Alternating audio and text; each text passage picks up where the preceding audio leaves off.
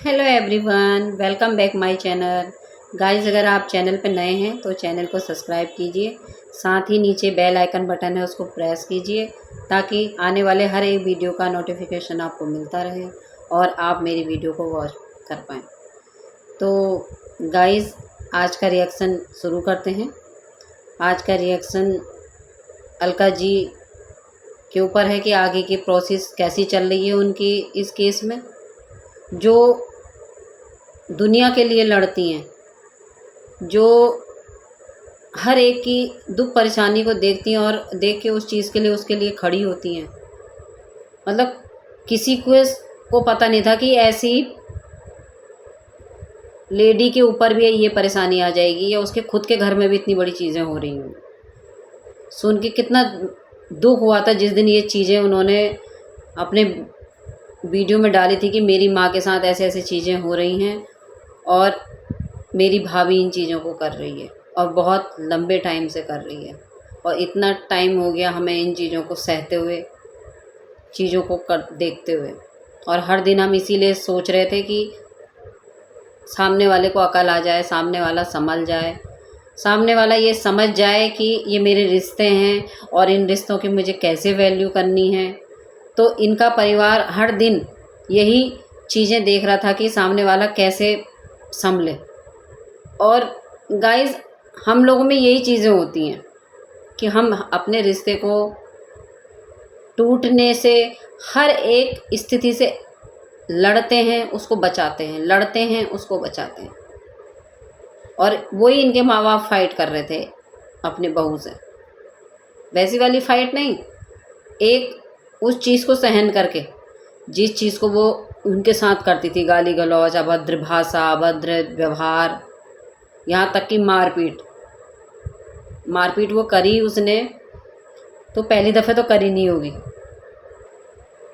जब बिल्कुल मारते मारते उसका हाथ खुल चुका था तब जाके चीज़ें, ये इतनी हिम्मत इनको भी हुई कि हाँ, बर्दाश्त से बाहर है। क्योंकि वो एक दिन की कहानी नहीं है कि एक दिन में उसने एक ही दिन पहली दफ़े वार किया हो।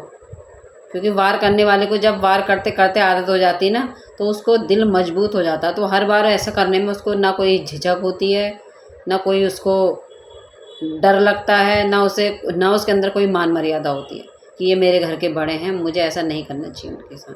क्योंकि जब इज्जत ही नहीं है, इज्जत ही नहीं करनी उनकी और उनकी कोई वैल्यू ही नहीं है हमारी नज़र में, तो जो चाहे वो करो। और वो तो पहले दिन से ये सब चीज़ें कर रही थी। जो लेडी अपने पति को झूठे केस में फंसा दी, जो उसकी सारी संपत्ति को, जो उसके द्वारा कमाई गई थी, इसमें सास ससुर का कोई सीन नहीं था। जो उसके पति ने विदेश में जाके कमाया था जो धन, उस धन को पूरा बर्बाद करा अपनी तरीके से। ये करो, वो करो, ये ऐसे होगा, वैसा होगा। तो वो इससे पता चलता है कि वो अपने पति के जीवन में भी कितनी हावी थी वो अपने पति के जीवन में भी, ये भी चीज़ स्पष्ट हुई है। दूसरा, ससुराल में नंदे हैं चाहे सास ससुर हैं, उनके प्रति तो उसका कोई लगाव या कोई अच्छा व्यवहार था ही नहीं।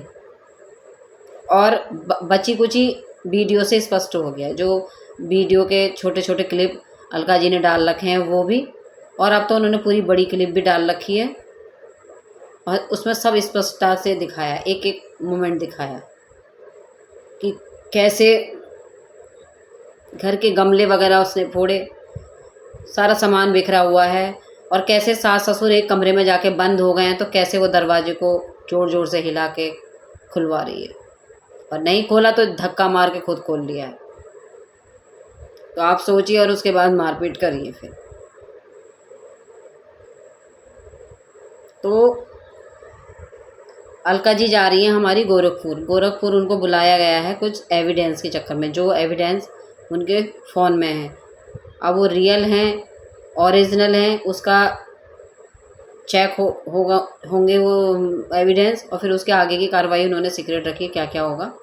तो वो इस काम से भी जा रही हैं। दूसरा, उनकी माता जी के संबंध में भी उनको बुलाया गया है कि उन्होंने स्पष्ट कहा मेरी माँ की स्थिति बिल्कुल भी ठीक नहीं है, माँ को भी मुझे देखना है, मुझे इस संबंध में भी बुलाया गया है। दूसरा, मुझे जो मेरे पास प्रूफ हैं उस एविडेंस को भी मुझे चेक करवाना है। वहाँ पे वो चेक होंगे सारे कि ओरिजिनल हैं या नहीं।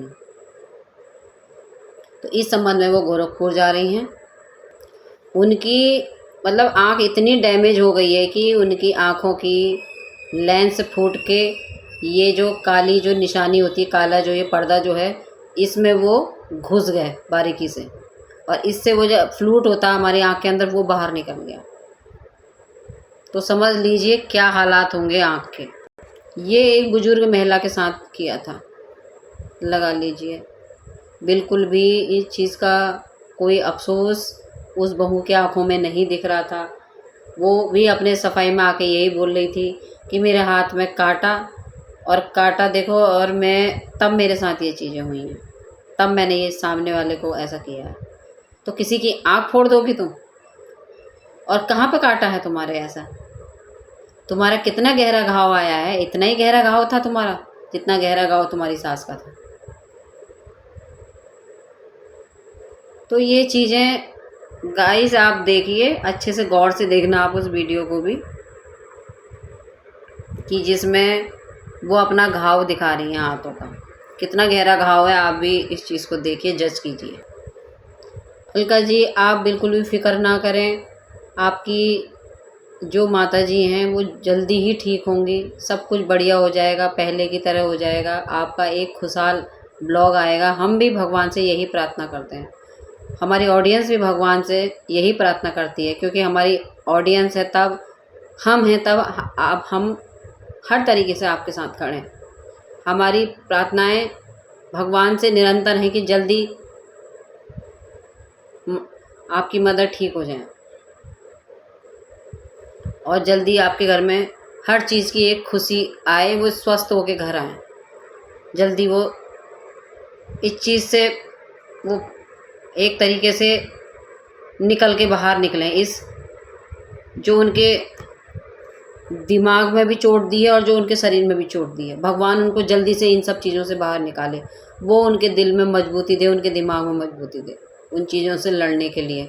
और जिसकी आपकी जैसी बेटी हो तो वो उस माँ को तो जल्दी ठीक होना ही होगा, क्योंकि जिसकी बेटी इतनी बहादुर है, हर जगह खड़ी हो रही है उसके लिए। तो आप हिम्मत रखिए, हम लोग आपके साथ में, और हम लोगों की प्रार्थनाएं, हम लोगों की दुआएं उस भगवान से यही है, प्रार्थना यही है भगवान से कि जल्दी आपकी माताजी स्वस्थ हो जाएं, जल्दी वो घर आ जाएं, जल्दी सारी चीज़ें जल्दी ठीक हो जाएं, और उस चंडालिन बहू को जल्दी सज़ा मिले, जल्दी वो पकड़ में आए, उसकी गिरफ्तारी होए और वो जेल के अंदर हो, उसको सबक मिले कि उसने क्या किया। क्योंकि जब तक उसको कोई सबक नहीं मिलेगा ना, तब तक उसको प्रायश्चित नहीं होगा, तब तक अपनी सफाइयाँ देती रहेगी। क्योंकि जो ये इस टाइप के लोग होते हैं ना, इनको ये सब चीज़ें करने की हैबिट हो जाती है, तो ये अपनी गलती कभी एक्सेप्ट नहीं करते, हमने गलती करी है। इनको तो जब कानून से सज़ा मिलती है ना, ये तभी लाइन पर आते हैं, तभी अपने औकात पे आते हैं। तो ये इनको उसको आपकी भाभी को सज़ा मिलनी बहुत ज़रूरी है, बहुत ज़रूरी। और ये एग्ज़ाम्पल पूरे समाज में जाएगा हमारे, ऐसे जो और बदतमीज़ी कर रही हैं ना, उनको भी सबक मिलेगा। दूसरा जो सह रहे हैं इस चीज़ को, उनको भी थोड़ा सा अवेयर वो भी होंगे। जो जाने अनजाने डरते हैं बाहर जाने में, अपनी इज्जत का रोना लेके बैठते हैं और उस चीज़ को सहते रहते हैं। क्योंकि जुल्म करने से ज़्यादा ना, जुल्म सहने वाला ज़्यादा गुनहगार होता है। और गुनाह को पालना, गुनाह को सह देने का मतलब ये है कि तुम भी उतने ही गुनहगार हो। सामने वाला तो करेगा, लेकिन तुम सह रहे हो उस चीज़ को, तुम भी उतने ही गुनहगार हो। उसकी हिम्मत को बढ़ाने वाले तुम ही हो। उसको सज़ा मिलनी बहुत ज़रूरी है। आज सोशल मीडिया पे ये बात हर घर में है, हर किसी को पता है, हर कोई देख रहा है आपको। तो अलका जी, इस चीज़ में आप लोगों, और इस चीज़ में आप अच्छे से अपनी सारी बातों को क्लियरिटी के साथ उस लेडी को जेल पहुंचाओ, बहुत ज़रूरी है, बहुत ज़रूरी। ऐसी खतरनाक महिला हर जगह के लिए खतरनाक है, परिवार के लिए भी, समाज के लिए भी। कल को किसी समाज में किसी आस पड़ोसी की आंख फोड़ दी, आज तो घर में फोड़ी है, कल को बाहर फोड़ने लगी, तो ऐसे लोग तो समाज के लिए भी खतरा हैं। खुले राक्षस हैं ये, जो समाज में घूम रहे हैं, घर में घूम रहे हैं। तो ये चीज़ बहुत ज़रूरी है। आप गोरखपुर जा रही हैं, बहुत बढ़िया। माता जी के लिए हम भी यही प्रार्थना करेंगे वो जल्दी ठीक हो जाए, जल्दी स्वस्थ हों और जल्दी अपने उनके दिमाग से ये सब चीज़ें निकलें। क्योंकि वो सोच रही हैं, एक शॉर्ट्स मैंने देखा था, कह रही थी अब वो हमारी बहू नहीं है, और वो ऐसे मतलब बहुत ज़्यादा वैसी स्थिति में है। तो वो चीज़ें देख के नहीं ना, बहुत ज़्यादा वो कहीं ना कहीं वो हमारे दिमाग पे भी लग रही हैं वो चीज़ें। तो मैं भी भगवान से यही कहूँगी, भगवान जल्दी उनको स्वस्थ करे, जल्दी वो चीज़ें उनके दिमाग से हटने लगें। क्योंकि वो तो उन चीज़ों को याद करके भी बहुत ज़्यादा डिप्रेशन में जाती होंगी, या सोच सोच के उनको अंदर से वो चीज़ कचोटती होंगी। तो उनको उस चीज़ से निकलना बाहर बहुत ज़रूरी है, और वो सब चीज़ें आप लोगों के प्यार से ही निकलेंगी, आपके पापा जी के साथ से, आपके प्यार से, आपके भाई के प्यार से। तो वो तभी निकलेंगी कि आप बहनें भी उन्हें भरपूर प्यार दो, आपके भाई लोग भी उनको भरपूर प्यार दें। तो देख लेना उनकी चोट जल्दी रिकवर होगी और जल्दी वो ठीक हो जाएंगी। क्योंकि परिवार की मजबूती होना बहुत ज़रूरी है। परिवार में अगर एकता है ना, तो हम कैसे भी संकट हैं, कैसे भी दुख हैं, हम मिल बांट के उसको सह लेते हैं, उसको झेल लेते हैं। आप बिल्कुल सही कह रही हैं अलका जी। जो हादसा आपकी माता जी के साथ हुआ ना, वो बहुत बड़ा हादसा है। किसी भी बेटी के लिए ये चीज़ देख पाना बहुत मुश्किल है कि ये क्या हुआ मेरे माँ के साथ। कोई बेटी नहीं देख पाएगी, कोई बेटा नहीं देख पाएगा इस चीज़ को, कि बाहर की लड़की जिसको हम इतनी खुशियों के साथ, इतने अरमानों के साथ लेके आए हैं घर के अंदर, वो ऐसा बर्ताव कर रही है, वो ऐसी चीज़ें कर रही है। ये वैसे भी बहुत बड़ा हादसा है जो उन्होंने अटैक करा है आपकी माँ के ऊपर, और ये वैसे भी बहुत बड़ा हादसा है कि हमारा रिश्ता किस तरफ जा रहा है। कि मतलब वो क्या मान रही है, घर को क्या मान रही है, वो सास को क्या मान रही है, वो ससुर को, वो किसको क्या मान रही है, वो तो किसी रिश्ते को नहीं मान रही है। तो ये भी तो हमें एक तरीके से दुखी देता है अंदर से, कि भाई कैसी चीज़ आ गई घर के अंदर, और ये ऐसी चीज़ है बदलती भी नहीं है। वो तो आगे के डिसीजन आपके भाई और उनके हैं, आपस के क्या करते हैं क्या नहीं करते हैं। लेकिन ऐसी के साथ सरवाइव करना तो बहुत बड़ी चीज़ है ना, और आपके माँ बाप तो सरवाइव नहीं कर सकते ऐसी औरत के साथ। वो क्या कर पाएंगे इस जिस उम्र में वो हैं, इस उम्र में वो उठ के एक गिलास पानी ले लें, अपनी एक निजी चीज़ें देख लें, वही बहुत बड़ी चीज़ है। वो मारेगी तो वो क्या अपने बचाव में हाथ पैर अपने बचा सकते हैं, या अपने आप को बचाव कर सकते हैं। वो तो अपने हाथ पैर ऐसे तुड़वाते रहेंगे उससे। आज आँख फूटी है, कल को हाथ टूटेंगे, परसों को टांग तोड़ेगी। क्या भरोसा है ऐसी औरत का? ऐसी औरत का कोई भरोसा नहीं है। बिल्कुल आप सही कह रही हैं। जो दर्द आँखों में लगा है, जो दर्द उनको आँखों में मिला है, आँख उनकी ख़राब हो गई, वो दर्द धीरे धीरे भर जाएगा। लेकिन जो दर्द दिल पे लगा है ना, आत्मा पे लगा है जो घाव, वो पता नहीं भरेगा या नहीं भरेगा। वो इतने बड़ी चीज़ करी है कि उसने यही नहीं देखा कि मेरी सास असहाय है, मुझे ऐसे करके बुरी तरीके से मैं क्या कर रही हूँ इनके साथ में, और मैं हाथ उठा रही हूँ तो मैं क्या हाथ उठा रही हूँ, ये क्या लगती हैं मेरे रिश्ते में। वो तो बिल्कुल भी इस चीज़ की परवाह नहीं करी ना। अगले ने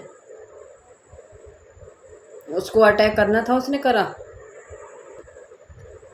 एक बार का वाकया और बता रही हैं अलका जी, कि इसने मार्च में मसूरी जब गए थे, उस टाइम भी ऐसे ही लड़ाई करी थी।